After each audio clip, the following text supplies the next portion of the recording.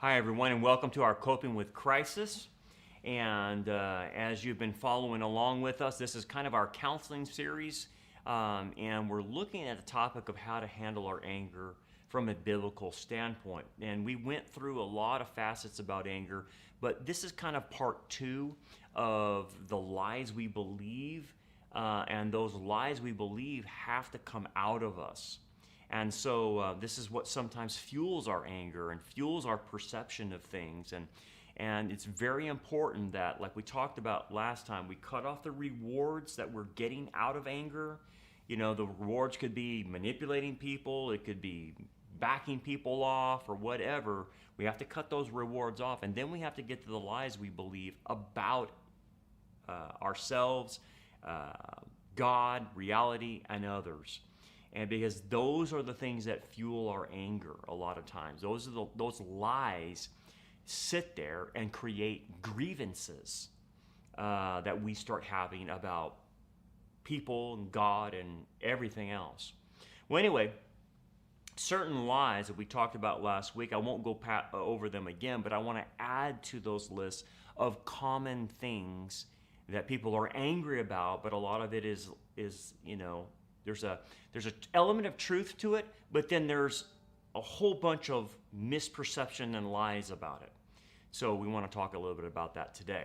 So another lie, just to bring to your attention, that a lot of people have is that whatever happened to them, like let's say they got raped or they got molested or something hardcore happened to them, they were abandoned by their parents or something really bad.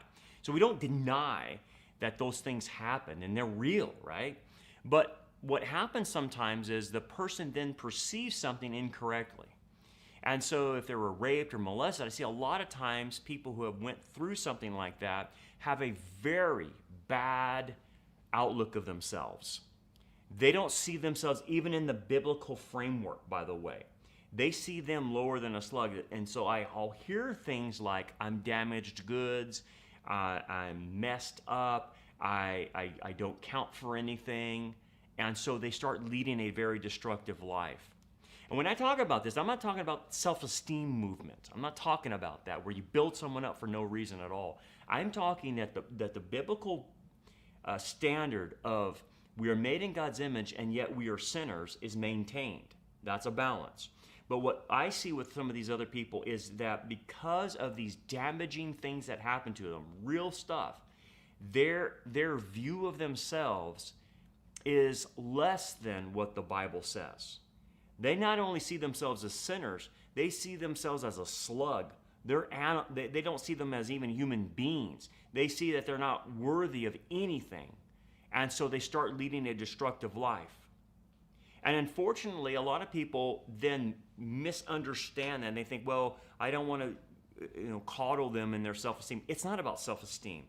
It's about getting them to the biblical view of themselves. If you do not possess the biblical view, whether it's pride or whether it's I'm a slug, I'm an animal, I'm useless, I'm worthless, then those are the two extremes. And usually people who have been hurt very deeply are on the bottom level. They're not where the Bible is. And so a lot of that is your misperception of life. And so that makes people very angry. If you think that you're damaged goods, that God can't redeem your life, that He can't redeem what the locusts have eaten, if you think you're unsavable, I've met people that think they're not savable. They're that bad, right? So it's not an issue of them not understanding they're a sinner. They just think they're unsavable. They think their life is ruined. And so this is why people commit suicide. This is why people destroy their lives with drugs and alcohol and whatnot. And it's because they have a misperception of themselves from a biblical standpoint. And again, this has nothing to do with self-esteem. It's not psychological babble. We're talking about people who don't even see them in the correct light that God sees them in. And if you're part of that group that doesn't see themselves correctly, it will lead to destructive behaviors. It will lead to people cutting themselves. It will lead to suicides. It will lead to just doing very destructive things. And they end up having a shorter life because the life they live is so destructive, right? They get killed, they die, they're drunk driving or whatever. So they live a very destructive life. If that's there, that has to be corrected with the truth. Or how about these other things? Because people have been hurt so bad, they think, well, God wasn't there to protect me. I guess God really doesn't love me. And this is where these people move in through life and can't trust God, don't really believe that God's a loving God, and therefore, obviously, they reject Him. But even if they're a believer, they'll believe, okay, I got saved, but I don't really believe God loves me. I know that sounds weird, but it's true. They really don't. Or let's say they look back in their life and things happen to them, and they're like, where was God in that? Well, not only do they not believe God loved them, but that He does not provide for them, or that He does not protect them. And so, yeah, they believe in God, but they don't believe He's there to provide for them or protect them. So if you don't believe that God provides for you, if you don't believe God protects you, then I know what kind of behavior you'll exhibit. You'll provide for yourself. You'll become very independent, and you won't want anyone's help. And also, you will go into protect mode. You will surround yourself with things of this life that give you security, instead of getting your security from God. Because again, if you think God doesn't protect you, then you will protect yourself. And you start seeing people take extreme measures to protect themselves, whether that's through money, whether that's through security, as far as, guns or whatever, or self-defense or whatever it is. They'll go to extreme measures. And so you'll start seeing that, and basically the person is saying, I have to rely on myself. I can't trust God to protect me. And that's a big problem. That lie has to get out. Or, God's just not there for me. He wasn't there for me, and He's not here now. And yeah, I know He exists and stuff, but I'm alone in this, and He isn't there. So this idea of I'm alone, well, I can tell you what that does to people. It makes them starve for intimacy with God, but they won't go to Him because they think He's not there for them. So they look for intimacy in other relationships. Unfortunately, the typical intimacy they're looking for is usually a corrupted form of intimacy. And they end up usually misperceiving the kind of intimacy they need, really. And so anyway, that becomes a lie. And it's driven from the lie that God isn't there for me. And you got to see, all of this would make a person carry around a grievance, wouldn't it? If you don't think God loves you, if you don't think God provides or protects you or He's not there for you, you would be very angry. You would carry around a grievance against God. And that's what a lot of people's problems are. Unbelievers, obviously, and believers. A lot of unbelievers, when you look at some of the staunch atheists and the staunch agnostics that are usually in debates, if you trace their history, a lot of times they grew up in a Christian home. How is it that they went from growing up in a Christian home to be a staunch atheist? Because they misperceived things. Things happened to them, and they misperceived that God wasn't there for me, He doesn't love me, and therefore they go into opposing God because of that, because they're angry. Have you noticed atheists are typically angry? Ungodly people are very angry. What are they so angry about? They're angry at God. They're angry at He didn't protect them. He didn't come to their rescue. Stuff like that. So they carry around a grievance against God. Other lies that people believe. Because they grew up in a family of origin, and that family of origin put certain standards on them, and they never can meet their family's expectations, and so they always come up short. And then they transfer that to God and say, I never can meet God's expectations, so they always fall short. And they have this mentality, I'll never measure up. Well, they don't even understand how Christ is the answer for them measuring up, because He did the work for them. He lived the perfect life. And so they become what we call defeated. They become defeated in this life. They can't keep their family standards. They can't keep, whatever standards God has, so they give up. So that's why a lot of people don't come to faith. They think their relationship with God is based on works instead of by faith. And by the way, once a person becomes a believer, they still can be trapped in that mode. They can understand salvation is by faith alone, but then in their sanctification, they're still doing the measuring up the standards thing in their sanctification, and they're relating to God by works. Now, there's no doubt there's works involved in our sanctification, but you have a relationship with Him already. It's based on your relationship through Christ. You don't have to get brownie points for Him. Our service to Him is, what He's called us to do. It has nothing to do with keeping the relationship. It has nothing to do with sustaining the relationship. Yes, if we sin, can we get out of fellowship with the Lord? Of course, but we can come back to the fellowship by obviously repenting and asking for forgiveness. But relating to God is not based on brownie points. It's not based on me trying to earn His approval, His acceptance, I should say.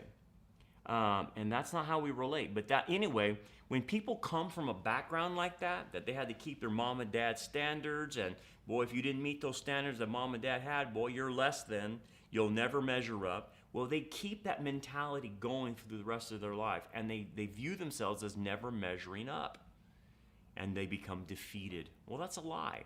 When someone always feels that they never measure up, that incites anger inside of them. They have a grievance. And really, the grievance is maybe a disappointment in themselves, or the fact that someone puts standards on them or whatnot. And so typically, the way to get away from that is they go find relationships where there are no standards. It totally makes sense when you see that they come from a very rigid background, very high standards, and then they end up going to a relationship that has basically no standards, nothing. So it ends up hurting them, but at the end, they're still angry. Or they misperceive what happened to them, and their family made them out to be a bad seed. They're a problem child. And then you have one person in the family that's a golden child.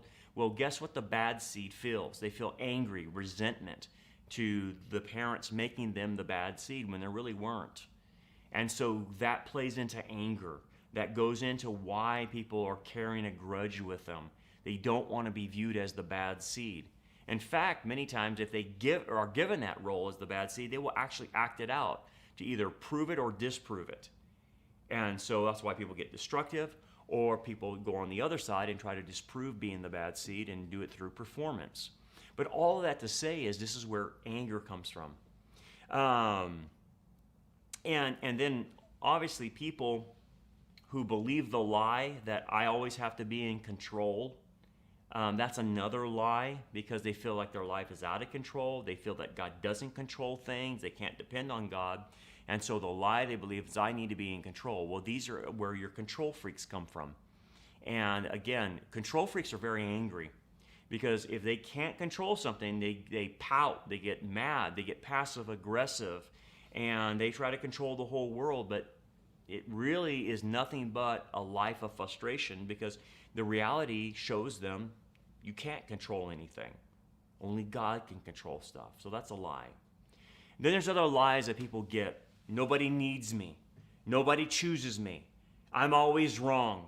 I'm damaged goods. I mean, we talked about that. You can't trust others. You can't trust women. You can't trust men. You keep these lies going. And by the way, when you say those kinds of things, no one needs me, that creates anger. If you say you can't trust others, that means inevitably you're not going to have any relationships, so you're going to be angry about not having relationships because you can't trust people.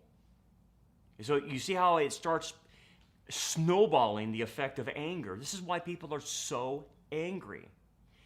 Let's say you're a man and you say, I can't trust women. You got burned a couple of times by women. You say, I just can't trust women. Okay, does that mean all women are bad?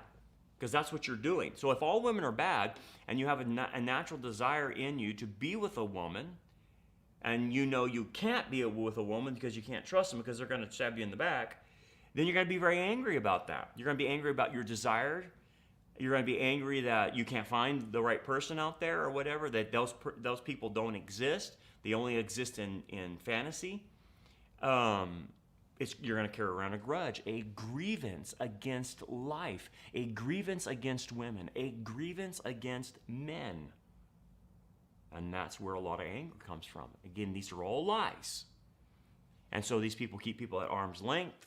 They don't want to get close because I don't want to be betrayed or disappointed with other people.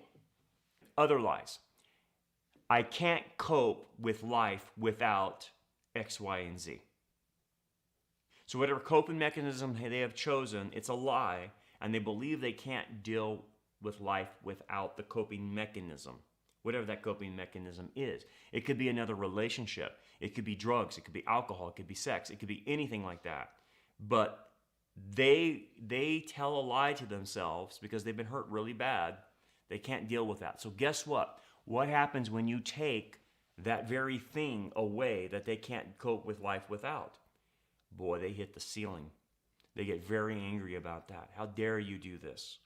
And it could be stupid things. It could be a dog. It could be just goofy things that people have turned into a coping mechanism. And man, I tell you what, they'll go to the mat with it about it. And so when you start realizing that that person is really believing a lie, the only one that we can't live life without is Jesus. That's it. There's nothing else. You and I can't cope without Jesus. That's the truth. But these other things, no, those are lies. Other lies, just to mention a few. If I'm honest and open with people, it will be used against me. And that happens a lot of times to people. They can't be honest and open with somebody because someone betrayed them. And so it was, that confidential information was used against them.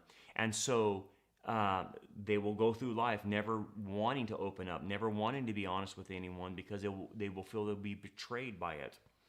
Or how about this one? I'm a victim of my circumstances. Yeah, things happen to you, no doubt about it. But victim of my circumstances means that they're not willing to be responsible for rehabbing themselves. That causes them anger. Victims are always angry.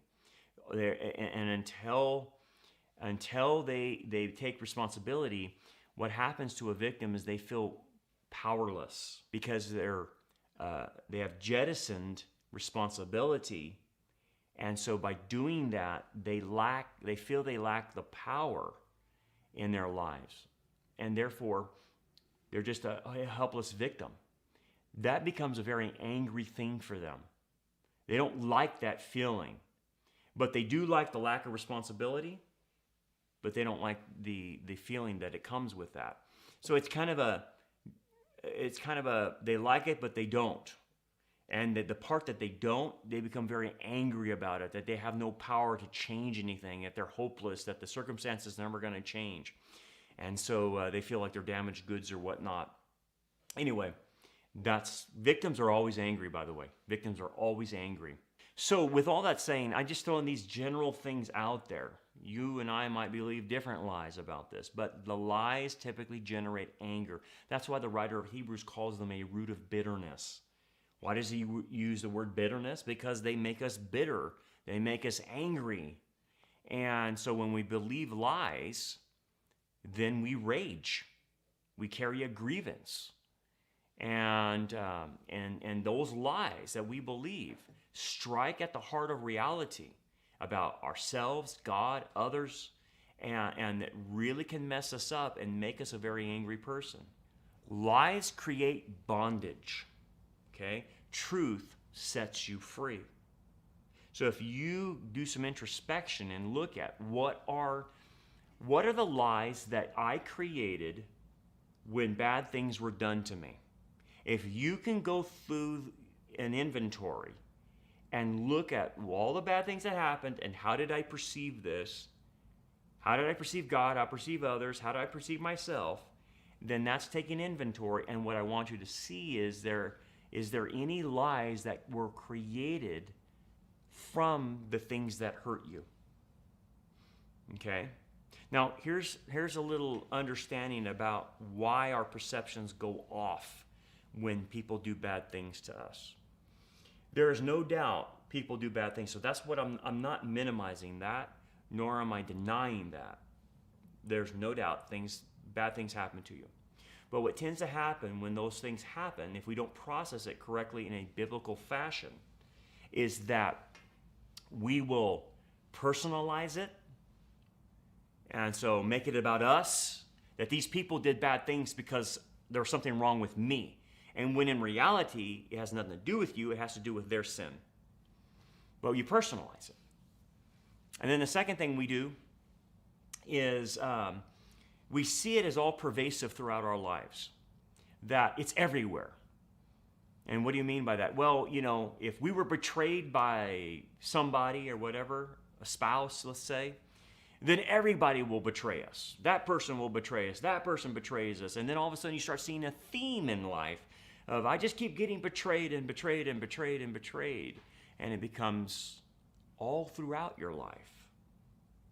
And therefore, you can see that you've went beyond what the issue was. So you personalize it, and then it's all pervasive. And the last one is you make it permanent.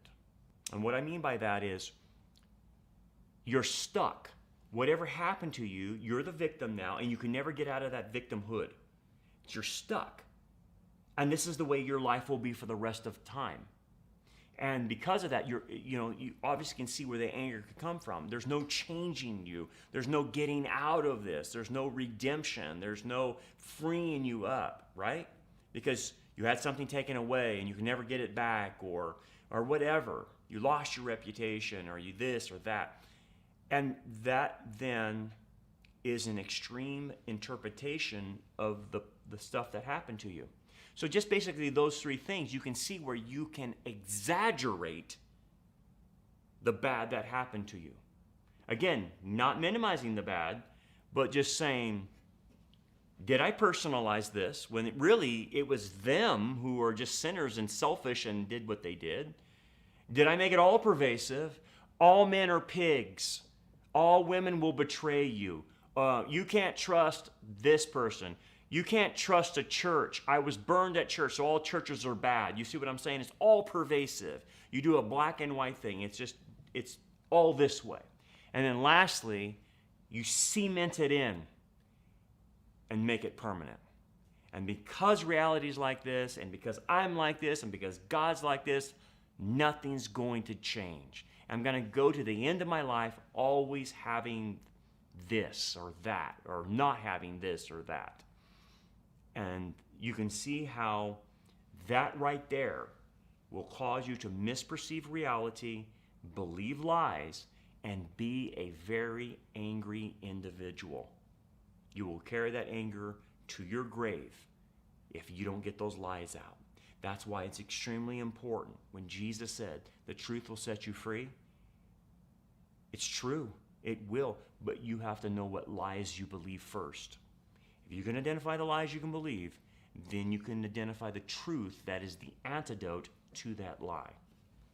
So that's going to bring our conclusion about the lies we believe. Now, next time, we're going to go into the next step. We identify the lies, we cut off the rewards, and now we're going to do the next step, which is forgiveness. We're going to talk about that extensively. In fact, it's going to probably take several sessions to talk about forgiveness, which is the last step of being able to release anger. So you got to get rid of rewards, got to get rid of lies, and then the next step is forgiveness. We'll talk about that next time.